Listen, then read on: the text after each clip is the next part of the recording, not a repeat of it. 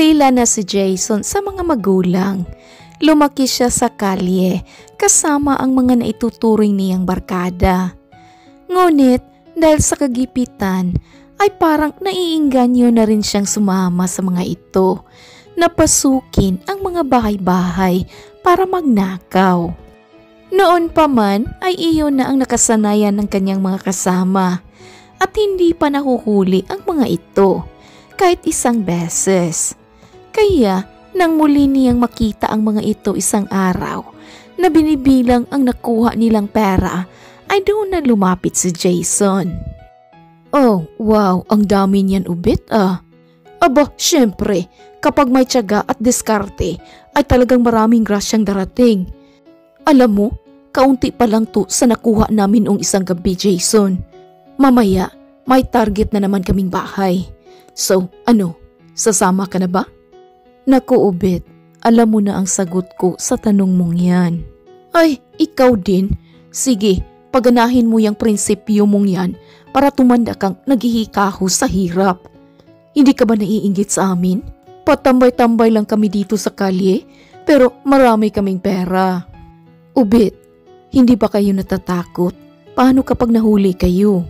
"Ha, nasa diskarte lang yan, Jason. Isa pa, kailan ba kami nahuli ha? Simula mga bata tayo, ay ito na ang ginagawa namin. Nahuli ba kami? Hindi naman, diba? Mas natatakot pa kaming gumising isang araw na walang laman ang mga tiyan dahil walang perang pangbili. Ikaw bahala, Jason. Basta sinabihan na kita ha." Nang mga sandaling iyon ay may pagdadalawang isip na ang binata. Lumaki man siyang walang mga magulang at nasa kalye lang nakikipagsapalaran, pero may prinsipyo pa rin siya. Ngunit ngayon ay parang walang-wala talaga siya at parang gusto niya ring magbago saglit ang buhay niya. Kaya sumagi na sa isipan ni Jason ang pagsali kina Obet. Kaya naman kinahaponan ay muli niyang nilapitan si Obet at sinabing sasama siya sa destinasyon nila ngayong gabi. Abay, saktong-sakto dahil hindi rin makakasama si Tim sa amin mamaya dahil medyo masama ang pakiramdam niya. Kaya ikaw ang ipapalit namin sa kanya. Ano, game ka na ba? Hindi ba to delikado, Obet? Siyempre, delikado. Ano ba namang klaseng tanong yan ha? Kailangan mong talasan ang pandinig, pangamoy at pakiramdam mo para makatakas ka agad. Pero kung mahina ka't hindi ka alisto, abay, maghihimas-rimas ka talaga.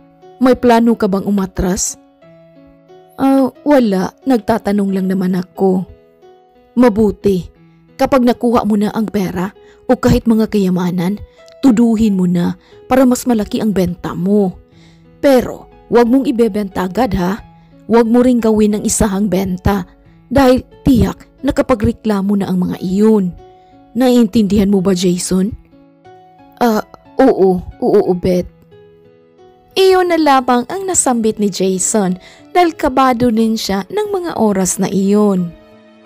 Kinagabihan nga'y halos wala na siyang marinig sa paligid dahil mas papalakas ang kabog ng kanyang dibdib. Malaking bahay pala ang kanilang papasukin at kung hindi siya nagkakamali ay may nagaganapang lamay doon. Bagay na siyang ikinahinto ng binata. Uy, Jason, ano pang tinatayo-tayo mo dyan? Tara na. Obet, may lamay eh. Pwede bang ipagpaliban na lang muna natin to? Ano? Nahihibang ka na ba? Mas okay nga to eh, dahil walang bantay. Ano na? Tutunganga ka na lang ba dyan? Ayaw mo bang makatikim ng maraming salapi? Dahil sa sinabing iyon ni Obet, ay hindi na nga nag-alinlangan si Jason na pumasok sa loob kung saan walang bantay at walang katao-tao.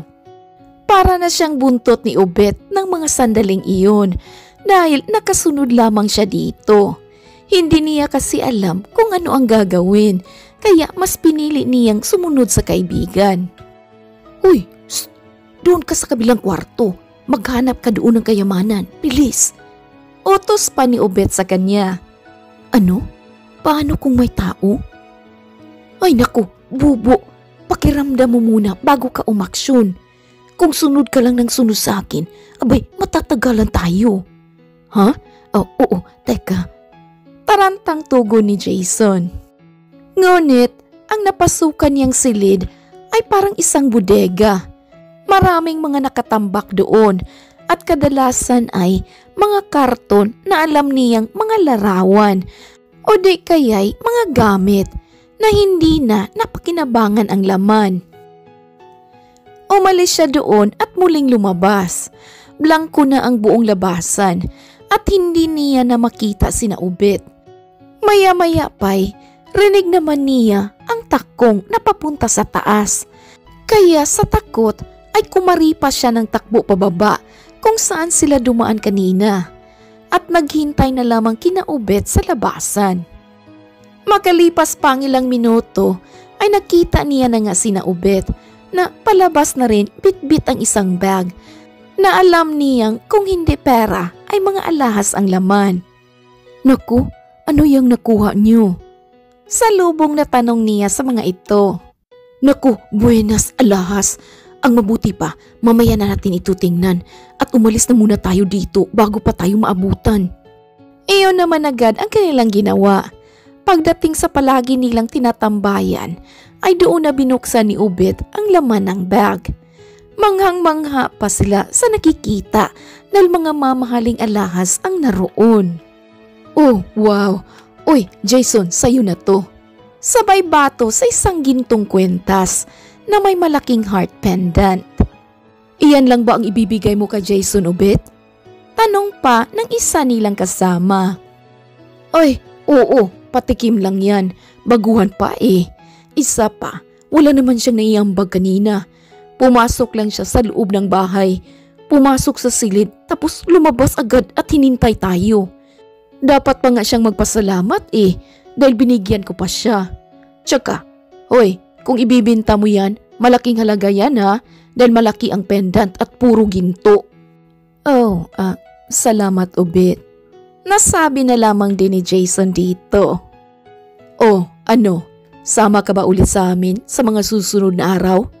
Pero wag muna ngayon kasi buenas tayo eh. Siguro sa susunod na linggo na. Ano? Pag-iisipan ko pa Ubet. Alam mo, wala ka talagang lakas ng loob. Bahala ka sa buhay mo.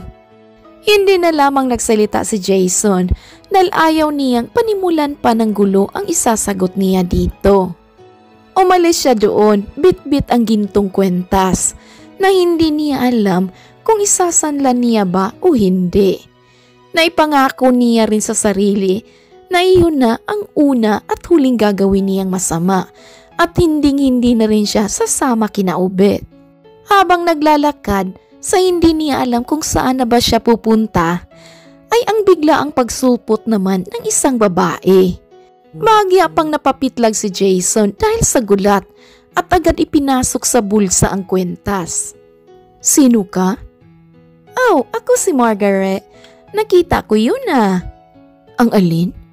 Ang ipinasok mo dyan sa bulsa mo. Ginto yun no? Isanla natin? Ano? Pinagsasabi mo. Wala akong ginto dito at wala akong isasanla. Sinungaling, nakita ko kaya. Sige nga, bilang patunay, hugutin mo nga ang laman ng bulsa mo. Teka nga, sino ka ba ha? Tsaka bakit bigla ka nalang sumusulpot? Ako nga sabi si Margaret, naglalakad lang din ako dito at dahil nakita kita kaya sumama na ako. Maganda ang dalagang kaharap ni Jason. Mestiza, matangos ang ilong, may maliit na muka, sakto lang ang korte ng katawan, chinita at may mapupulang mga labi. Bukod doon ay may mahinhin din itong boses, kahit medyo madaldal. Pwede ba Margaret? Umuwi ka na sa inyo at uuwi na rin ako. Baka mapahamak ka pa dito eh. Naku, malayo pa dito ang amin. Isama mo na lang ako sa bahay mo. Ano? May sinat ka ba? Ha? Oh no, wala. Bakit? Ayaw mo ba? Naku, hindi lang ayaw, kundi ayaw na ayaw. Ang sama kasing tingnan eh. Babae ka, lalaki ako. Isa pa, ang mga nakikita mo ngayon, itong kalye, itong paligid, dito ako nakatira. Ha? Paano nangyari yun? Ikaw ang may-ari nito? Ha? Hindi. Pero dito ako natutulog. Kung saan-saan ako natutulog. Kung saan ako abuti ng pagod at antok, doon ako. Kaya wala kang mapapala kung sasama ka sa akin dahil wala akong bahay. Kaya kung ako sa'yo, umuwi ka na. Hindi, sasama na lang ako sa'yo. Ang kulit mo talaga, no? Oh yeah, super. Kaya huwag ka na ring makulit. Okay, sige na, maglakad na tayo ng sabay. Napakamot na lang sa kanyang ulo si Jason at wala na rin siyang nagawa kundi hayaan itong sumama sa kanya. Nang abutan siya ng antok, saktong nasa may tulay, ay pumwesto na si Jason sa ilalim at doon na nahiga. Oh, ikaw, saan ka pupwesto? Tanong pa ng binata kay Margaret. Oh, dito lang ako uupo. Sige na, dito ka na. Ako na lang ang uupo dyan. Oh no, wag na. Wag na talaga. Hindi pa rin naman ako inaantok eh. Wag kang mag-alala. Kapag inaantok na ako at medyo nahirapan na ako sa pwesto ko, gigisingin kita para magpalit tayo. Okay, matulog ka na dyan. Iyon naman agad ang ginawa ni Jason. Ngunit, nagising na lang siya kinaumagahan ay hindi pa rin nakipagpalit sa kanya si Margaret. Good morning, kumusta ang tulog mo? Ngiting bungad sa kanya ng dalaga. Hindi niya alam pero sobrang presko ng mukha nito na parabang kahit walang sapat na tulog ay hindi halata dahil sobrang ganda at malaanghel ang kabuuan ng dalaga. Hoy, kumusta ang tulog mo? Untag pa nito sa kanya. Oh, ayos lang. Ikaw, nakatulog ka ba? Ano sa tingin mo? Mukha ba akong hindi nakatulog? Oh, nga pala. Anong oras na din ngayon, no? Tanghali ka na nagising. Kaya tiyak kong nagugutom ka na. Okay, ang mabuti pa, isanla na lang natin yung kwentas na nasa bulsa mo para makakain tayo. Ang kulit mo talaga, no? Oo na, may kwentas ako dito pero hindi sa akin to eh. Ha? Hindi sa'yo? Bakit na sa'yo? Paano napunta yan sa'yo? Basta, ang dami mong tanong. Hindi ko kayang isanlat to dahil hindi nga sa akin to, diba? Okay, ito, may 50 pa ako dito. Bumili ka doon ng tinapay at tubig para makakain ka. Oh, paano ka? Oh no, okay lang ako. Kaya ko pa naman. Ayaw ko rin. Tsaka, kung hindi sa'yo yung kwentas, anong plano mo dyan? Hindi ko alam. Aha, alam ko na. Isauli mo sa may-ari. Ano? Oo. Total, ayaw mo namang isanla yan, diba? Isauli mo na lang. Samahan kita. Naku, hindi pwede. Bakit? Noon na nga, sinabi ni Jason ang totoo. Nagaling lang sa nakaw ang kwintas na iyon at hindi niya iyon pwedeng isauli sa may-ari dahil baka iyon pa ang maging daan para makulong siya. Ngunit natawa lamang si Margaret at sinabing hindi makukulong ang mga taong walang kasalanan. Kaya sa ilang araw na pagpupumilit ng dalaga kay Jason para isauli ang kwintas ay napapayag na rin niya ito. At dahil medyo malayo na rin si Jason sa bahay na pinasok nila kasama si Obet, ay sabay nilang nilakad ni Margaret ang direksyon papunta doon. Ngunit sa ilang araw na pagsasama nila ng dalaga, ay may ilang bagay siyang napapansin. Kapag nagugutom o kumakain siya'y hindi ito kumakain. Hindi niya rin ito nakita o nahuli man lang na natutulog pero ang lahat ng iyon ay binaliwala lamang niya. Pagod na ako. Magpahinga na muna tayo, Margaret. Total malapit na rin naman tayo doon eh. Reklamo niya pa at agad na upo sa tabi ng daan. Oh, okay, sige. Malapit na nga tayo doon. Oh, alam mo bang magkaka-reward ka dahil pagbalik mo niyan? Ano? Reward? Oo, bibigyan ka ng pera ng may-ari bilang pasasalamat sa pagsauli mo niyan. Teka, sigurado ka ba? Paano mo nalaman yan? Oh no, wala. Hula-hula ko lang. Malay mo naman, diba? Teka Margaret, ano nga pala ang sasabihin ko kapag tinanong ako ng may-ari kung paano napunta to sa akin? Oh, mag-alibay ka na lang. Total, wala ka rin namang ginagawang masama, diba? Sabihin mo, napulot mo lang sa daan, kaya isinauli mo. Maniniwala kaya sila? Oo naman, ilang araw na din yan sa'yo, no? Tsaka, kung may balak ka talagang kunin yan, edi sana isinanla mo na. Ngayong walang-wala ka rin namang pera, hindi ba? Yeah, kung sabagay. Okay, tara na. Oh, akala ko ba pagod ka pa? Tara na at baka maabutan pa tayo ng ulan. After nito, iuuwi na rin kita sa inyo Delikado na ang pagsama-sama mo sa akin. Di bali sa akin, sanay na ako sa kalye. Ikaw, kaya uuwi ka na after nating isauli itong kwentas. Oh yeah, oo, uuwi na ako. Ngiti pa ng dalaga dito.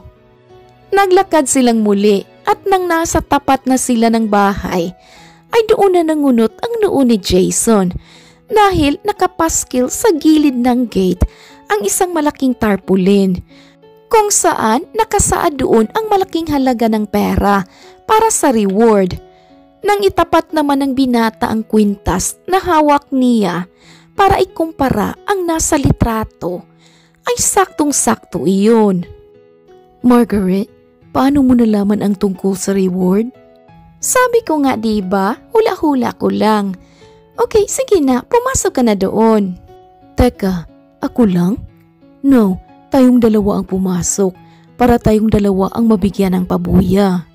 Wag na, okay na ako. Uuwi na rin naman ako Ikaw na, susunod na ako. Makikita mo rin ako doon sa loob. Sigurado ka? Oo, huwag kang mag-alala. Lakas loob namang pumasok si Jason at dooy sinalubong pa siya ng gwardya pati na isang lalaki at babae na sa tingin niya ay mag-asawa. Agad niyang sinabi ang pakay niya dito at naiyak naman ang mag-asawa dahil sa tuwa sa pagsauli niya sa kwintas na iyon. Dahil dooy pinapasok muna nila ang binata sa loob. At doon na nakita ng binata ang litrato ng pinaglalamayan na siyang nagpakunot sa kanyang noo. Dali-dali pa siyang bumalik sa labas para tingnan si Margaret pero wala na ito doon. Bumalik siyang muli sa loob at mas lumapit pa sa kabaong. Dooy parang nanginig ang buong katawan niya nang mapagtantong ang laman ng kabaong ay walang iba kundi si Margaret. Ang suot din nitong bestida ay siyang suot-suot ng dalaga nang sila'y magkasama ng ilang araw. Wah, kaya niya ba sinabi kanina na makikita ko siya sa loob ay dahil patay na siya? Ibig din bang sabihin? Oh my. Iho, ito na ang pabuya para sa pagsauli mo sa kwintas ng anak ko. Untag sa kanya ng ginang. Tiningnan niya naman ng ilang segundo ang ginang at doon niya tinanong kung bakit handa silang magbigay ng malaking pera para lamang sa iisang kwintas. Mahalaga ang kwintas na ito para sa amin, lalong-lalo na sa anak ko. Noong isang linggo ay hinanda na namin ang mga alahas niya para ilagay sa loob ng kabaong pero wala nang natira. Nanakawan yata kami. Pero itong kwintas na to ang pinaka-importante dahil paborito niya to Kaya bahala na yung ibang alahas basta't nandito lang to. Tsaka, look iho, may picture niya ito sa loob. Binuksan ng ginang ang heart pendant at kitang-kita ng dalawang mata ni Jason ang larawan ni Margaret sa kanang bahagi at larawan nilang tatlo ng kanyang mga magulang sa kaliwang bahagi. Nalaman niya rin na biglaan ang pagkamatay ng dalaga. Sakitin na daw ito noon pa man. At ngayon mas lumubha na naging dahilan ng kanyang pagkamatay. Ayaw niya pa nga sanang tanggapin ang pera. Pero parang naririnig niya ang boses ni Margaret sa kanyang sistema. Nakunin iyon para sa pagbabago ng buhay niya. Kaya kinuha niya na rin ito at mangiyak-ngiyak na umalis sa malaking bahay. Sa libing din mismo ni Margaret ay naroon lamang siya sa malayo. Lumapit lang siya nang wala ng tao at doon buong puso niyang pinasalamatan ang dalaga. Nangako din siya na gagamitin ang pera sa mabuti at sa pagbabago ng buhay niya. The end. Alright mga kaibigan, I hope you enjoyed this beautiful story. You know, October na and Halloween is coming. So perfect ang mga ganitong story, right? You know, sometimes it's good to have something different, something spooky. And then, balik na naman tayo sa love story. Alright mga kakulay, mga kaibigan, mga kapatid, mga kababayan. Please like, comment, share, and subscribe. Thank you, Regine, for writing this beautiful story. Thank you, all my subscribers and listeners. This is Ethel McMenamin saying, bawat buhay ay may kulay. Thank you and take care. Daghan kayong salamat. See you sa next story.